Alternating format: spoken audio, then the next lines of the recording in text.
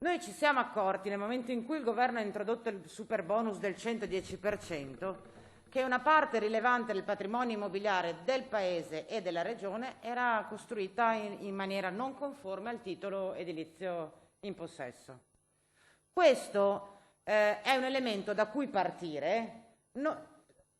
Io contrasto in origine l'impostazione del consigliere Formaggio che dice a casa mia faccio quello che voglio. No, a casa tua fai quello che puoi fare, che la legge ti consente di fare e che non incide negativamente su quello che accade a casa mia. In questo quadro qua noi abbiamo un problema da risolvere, cioè ci sono una serie di illegittimità negli immobili. Dobbiamo capire quali sono le legittimità sanabili e quindi qual è il livello di tolleranza e quali invece sono difformità che non possiamo considerare tollerabili. In particolar modo questa questione riguarda tutte quelle costruzioni, quegli edifici che si sono costruiti prima del 1977, cioè prima che l'obbligo del titolo edilizio esistesse in questa.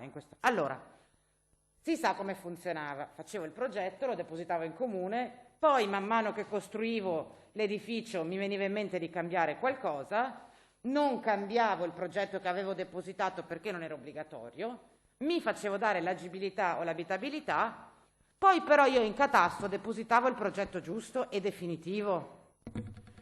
Ora, noi abbiamo due strade.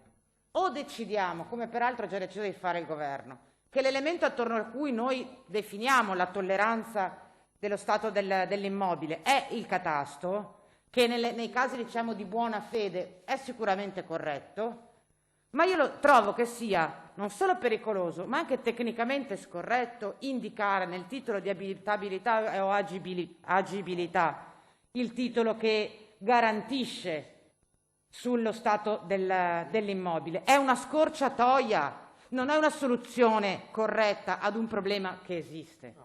Perché quando mi hanno dato l'agibilità o l'abitabilità, me l'hanno data sulla base di norme che riguardano aspetti sanitari, non aspetti edilizi.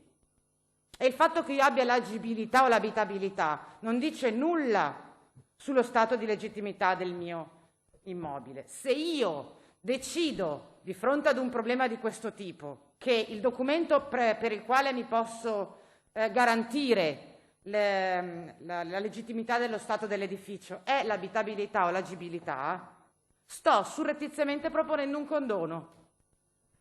Cretini quelli che non l'hanno fatto prima dell'introduzione di questa norma.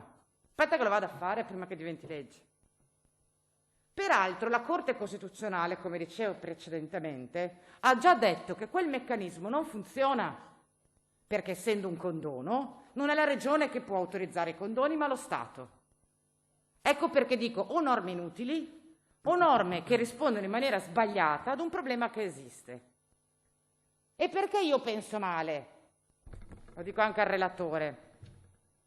Perché in realtà se quello che noi abbiamo in mente, consigliere Valdegamberi, è davvero sanare situazioni di questo tipo per tutti quei cittadini che comunque vorrebbero investire in un processo di riqualificazione energetica e accedendo al bonus 110%, se fossimo in buona fede e fosse davvero questa la preoccupazione che avremmo, non dovremmo fare niente, perché è già intervenuto il governo e ci ha già detto che per gli interventi del super bonus 110% è sufficiente una CILA e che non serve la dichiarazione di stato legittimo dell'edificio perché basta riportare nella pratica il numero della pratica di agibilità.